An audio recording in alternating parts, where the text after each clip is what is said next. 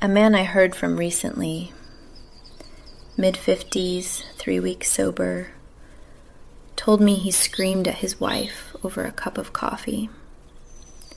A cup of coffee. She had made it wrong. Not even wrong, really.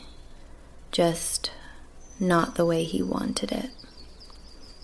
And he lost it. Completely. He sat in his car in the driveway for an hour afterward. Engine off, hands shaking, convinced he was becoming someone dangerous, someone he did not want to be. Have you had a moment like that? Where your reaction was so out of proportion to what actually happened that it scared you? Where you thought, that is not me. Why did I do that?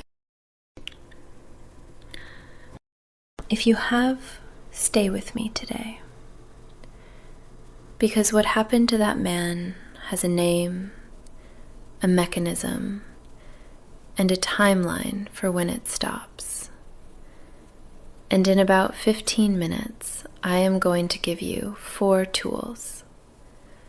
The first one is so simple it sounds almost insulting. And the last one can drop your heart rate in 30 seconds flat. Special operations operators use a version of it before breaching a building. You are going to use it before you say something you regret at the dinner table. Thank you for taking the time to understand what is happening inside you. Whether this is your 3rd week or your 3rd year, learning why your body does what it does is one of the bravest things you can do with 24 minutes. And that is not a small thing. This is Recovery Decoded, Episode 3, The Stress Switch. Quick callback. In episode 1, we talked about dopamine and why nothing feels good yet. In episode 2, we covered sleep and why your brain cannot shut down at night. Today, we are talking about the thing that connects both of those: stress. Specifically, why your stress response is running at 400% right now. Why a cold cup of coffee can feel like a personal attack. And what to actually do about it, starting today. Your body is healing. Here is the map. You choose the route. Let us head into the brain room. So, let us talk about what stress actually is. Not the feeling, the mechanism. Because once you see the machinery, you stop blaming yourself for the output. Your stress response is run by something called the HPA axis. That stands for hypothalamus, pituitary, adrenal. 3 structures that work together like a chain reaction. Here's how it works. Something happens. A loud noise, an argument, a craving, even a thought. Your hypothalamus, which sits deep in the center of your brain, picks up the signal and says, "Threat detected."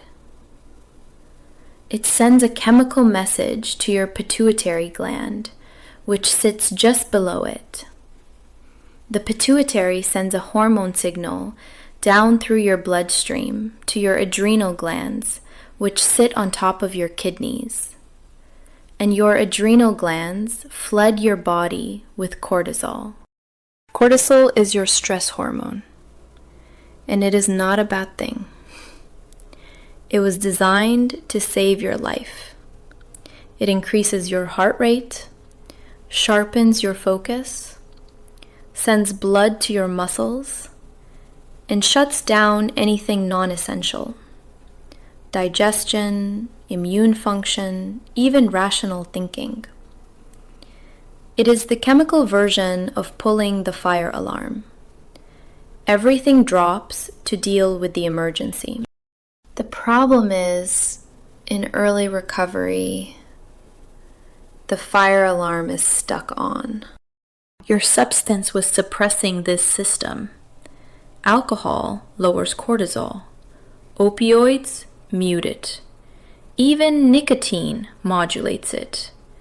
When you remove the substance, the HPA axis does not just return to normal. It overshoots. It runs hot.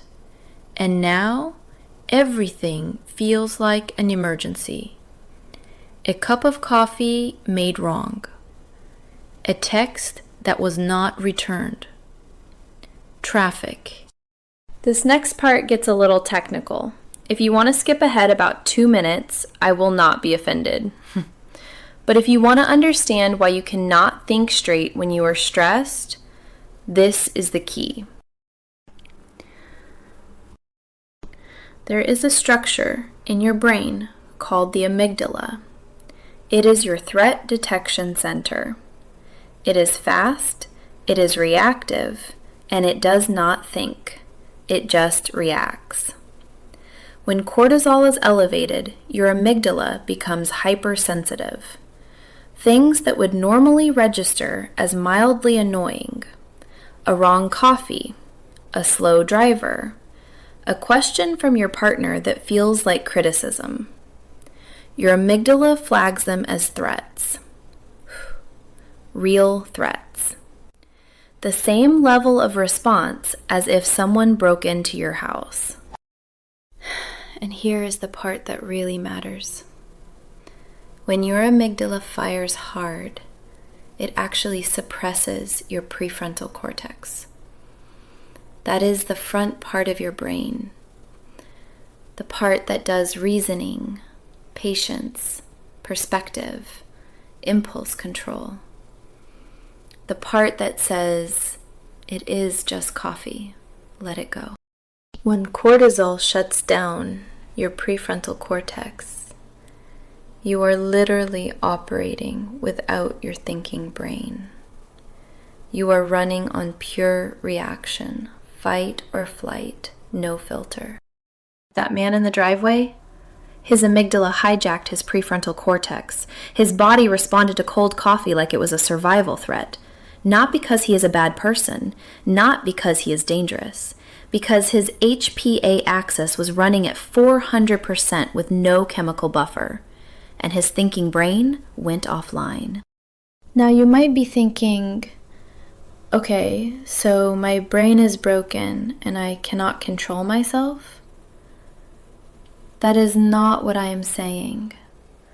Understanding the mechanism is the first step to interrupting it. And that is exactly what the toolkit is for today. But first, where does all of this show up in your body? Here's something I want you to try right now while you are listening. Just notice. Is your jaw clenched? A lot of people in early recovery grind their teeth at night without knowing it. That is your masseter muscle responding to chronic cortisol elevation. If you wake up with a sore jaw or headaches, that is stress stored in your face. Are your shoulders pulled up toward your ears? That is your trapezius muscle in chronic fight or flight mode. Your body is bracing for impact, even when nothing is coming. What about your stomach? That knot, that low-grade nausea that comes and goes, the appetite that disappeared. Remember from episode 1, your gut has its own nervous system. When cortisol floods your system, your gut shuts down. Digestion becomes non-essential during an emergency. Your body is choosing survival over lunch. And your chest, that tightness, the shallow breathing. That is your thoracic muscles restricting because your sympathetic nervous system wants fast, shallow breaths for maximum oxygen delivery in a crisis. Your body is breathing like it is running from something, even when you are sitting on the couch. Someone told me after episode 2 that they went to the emergency room convinced they were having a heart attack. Chest pain, racing heart, could not catch their breath. It was a panic attack. Their body was doing exactly what it was designed to do under threat. The problem was, there was no threat, just a Tuesday evening. If you need to pause this and come back later, it will be here. Recovery is not a race, and neither is this show. All right, real talk. If you screamed at your spouse over nothing, and now you are lying in bed replaying it, convinced you are becoming someone cruel, that was not you. That was your amygdala firing without your prefrontal cortex online. It will come back online as cortisol normalizes. If your hands shake when you walk into a grocery store and you do not know why, that is your sympathetic nervous system stuck in overdrive. Your body thinks the cereal aisle is a battlefield. It is not permanent. It is temporary hyperarousal, and it settles. If you feel like you are on edge every single second, like you are waiting for something terrible to happen, but you cannot name what it is, that is free-floating anxiety caused by elevated cortisol without a target. Your stress system is firing, but there is no actual threat to attach it to, so it attaches to everything. If your kids look at you differently now, and that thought alone is enough to make your chest tighten, I want you to hear this. You are not the worst version of yourself right now. You are the most stressed version. And stress is temporary. Who you are underneath it is still there. Your kids will see that person again. You just need your chemistry to catch up with your intentions. Let that sit for a moment. You have been carrying this weight in your body for longer than most people could handle. The fact that you are still here, still listening, still trying to understand what is going on inside you, that is not weakness. That is the opposite of weakness. Okay, the toolkit. 4 tools, each one backed by specific research. I am going to tell you when to use each one in daily life. Because knowing a technique means nothing if you do not know when to reach for it. Tool number 1, the halt check. This one sounds almost too simple. And honestly, the first time I heard about it, I thought, that cannot be real. But the science behind it is solid. And the more I learned, the more I understood why it works. HALT stands for hungry, angry, lonely, tired. The idea is this. Before you react to anything, before you send that text, before you raise your voice, before you walk out of the room, pause and ask yourself 4 questions. Am I hungry? Am I angry about something else? Am I lonely? Am I tired? Here is why this works neurologically. Your brain cannot tell the difference between a survival threat and a blood sugar crash. Your amygdala responds to low blood sugar the same way it responds to danger. It fires. Cortisol spikes. And suddenly, a minor inconvenience feels like a catastrophe. That man with the coffee cup? He had not eaten since the night before. He was not angry at his wife. He was hungry. His amygdala did not know the difference. When to use it in daily life. Use HALT before any argument, before you respond to a frustrating text, when you are sitting in traffic and feel the rage building, when you are at a family dinner and someone makes a comment that gets under your skin. Pause. Run the check. Fix the simplest one first. Eat something. Call someone. Take a nap. You would be amazed how many crises dissolve when you feed yourself a sandwich. Tool number 2, box breathing.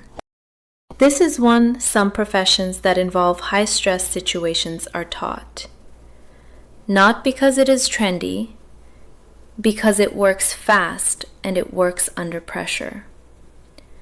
They need their prefrontal cortex online in situations where panic could get someone killed. This technique brings it back online. The science. When you control your exhale to match your inhale in a structured pattern, you activate the vagus nerve. Same nerve we talked about in episode 2 with the 4-7-8 breath. But box breathing is different. 4-7-8 is for winding down to sleep. Box breathing is for acute stress, right now, in the moment.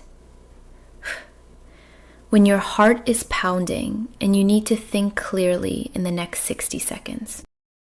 Here's how you do it. Breathe in for 4 counts. Hold for 4 counts.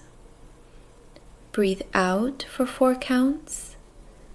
Hold for 4 counts. That is 1 box.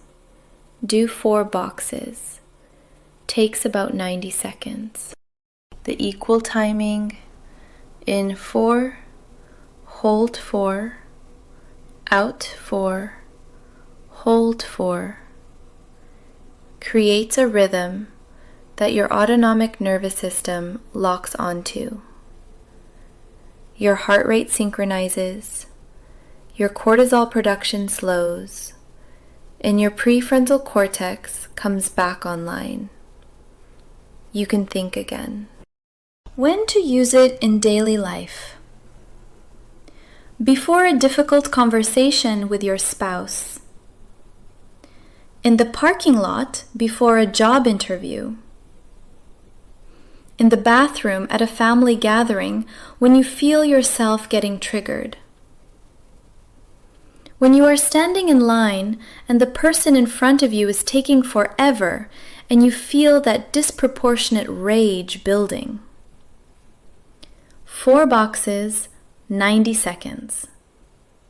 Nobody even has to know you are doing it. Tool number 3, the 90-second rule. This one changed how I think about emotions entirely. Here is the science. Dr. Jill Bolte Taylor is a neuroscientist at Harvard who studied her own stroke in real time. She noticed something remarkable about emotional responses.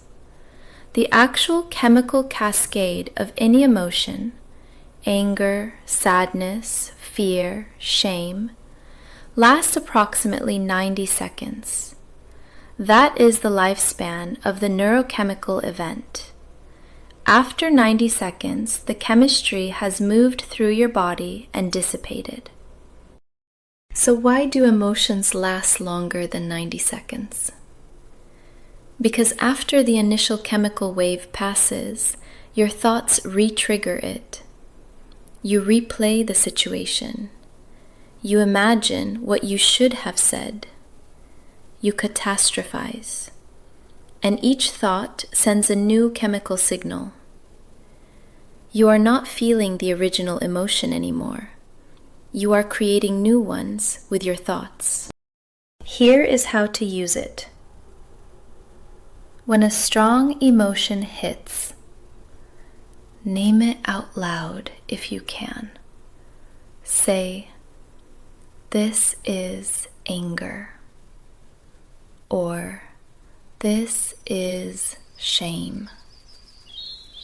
Naming it activates your prefrontal cortex, which is the opposite of what the amygdala wants.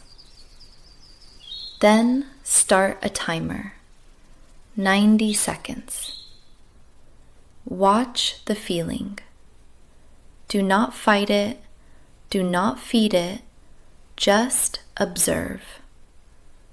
Like watching a wave come in. It rises, it peaks, it falls. When to use it in daily life. When shame hits you at 2 a.m. about something you did years ago. When anger flares because someone cut you off in traffic. When you get an unexpected bill and panic sets in. When your ex calls and your whole body goes tight. Name it. Time it. Watch it pass. After 90 seconds, if it is still there, your thoughts are re-triggering it, and now you know that, you can redirect the thought instead of writing the spiral. Tool number 4, the cold stimulus. I know I keep bringing up cold things, but the science on this one is hard to ignore. When you put cold water on your face, specifically the area around your eyes, forehead, and cheeks, you activate something called the mammalian dive reflex. This is an automatic response that exists in every mammal. When cold water hits your face, your body thinks you are diving into water. Your heart rate drops 10 to 25%. Blood redirects from your limbs to your core organs. Your parasympathetic nervous system engages. It is an emergency brake wired into your biology. Here is how to do it. Splash cold water on your face, or hold ice cubes against your cheeks and forehead for 30 seconds. Or fill a bowl with cold water and put your hands in it. Any of these work because the trigger is temperature change on skin with high nerve density. When to use it in daily life. When you feel a panic attack starting. When you are so angry you cannot see straight, and you are about to say something you cannot take back. When a craving hits and it is physical, that chest tightness, that pull, and the 4-4-4-4 breathing is not cutting through it. Go to the kitchen sink, cold water, face, 30 seconds. It is not subtle. You will feel the shift immediately. Now here is how these 4 tools work together as a sequence. Think of it as your emergency protocol. Step 1. Halt. Check if the real problem is physical. If yes, fix it. If no, Step 2. Box breathe. 4 boxes, 90 seconds. Bring your thinking brain back online. Step 3. 90-second rule. Name the emotion, time it, watch it pass. Step 4. If it is still escalating, cold stimulus, emergency brake. Halt, breathe, name it, cool down. That is your sequence. You now have something most people in recovery are never given. A specific ordered response to a crisis that works with your neuroscience instead of against it. Here is what to expect with your stress as your brain heals. Days 1 through 3. Cortisol is at its peak. Everything feels like a threat. This is the danger zone for blow-ups, arguments, and things you will wish you had not said. If the halt check is the only tool you can manage right now, that is enough. Days 4 through 7. The peaks start getting less sharp. You still overreact, but the recovery time after a blow-up gets shorter. You come back to yourself faster. Days 7 through 14. Cortisol starts following a normal daily pattern again. Higher in the morning to wake you up, lower in the evening to wind you down. If your sleep has improved from episode 2, this process accelerates. The 2 systems are connected. Days 14 through 30. This is where people start to notice the difference. The fuse gets longer. Things that triggered a 10 out of 10 reaction start registering as a 5. Your prefrontal cortex stays online during more situations. You start catching yourself before the reaction instead of after. Days 30 through 90. Patience returns. Not all at once, but in small moments that add up. A cold coffee starts feeling like a cold coffee. And that man I told you about at the beginning, he is on week 6 now. He told me his wife made the coffee wrong again last Tuesday. And he laughed. Not because it was funny, because he remembered who he was 3 weeks in. And he could feel the distance between that version and this one. That distance is healing, and it is measurable. You are not lost. You are on schedule. And every day your cortisol settles a little more. The person underneath the stress becomes a little more visible. Here is what I want you to do tonight. Just one thing. Run the HALT check before bed. Ask yourself, am I hungry? Am I angry about something I have not dealt with? Am I lonely? Am I tired? Fix the easiest one. That is it. And if you did the 4-7-8 breathing from last week, keep doing it. Sleep and stress are connected. Improving one improves the other. They compound. Next week on Recovery Decoded, we are going into cravings. Episode 4. the craving decoder. Why cravings feel physical. Why willpower fails every time. And it is not because you are weak. And a technique called urge surfing that changes how you experience a craving entirely. If you have ever white-knuckled through a craving and wondered if there is a better way, there is. And I will walk you through it, step by step. If today was hard, if you recognized yourself in that story about the coffee cup or the grocery store or the car in the driveway, you are not alone in it, and you are not becoming someone worse. You are becoming someone who understands what is happening inside them. And that understanding is permanent. Nobody can take it back. This has been Recovery Decoded by ARC. The more you understand, the more you own your recovery.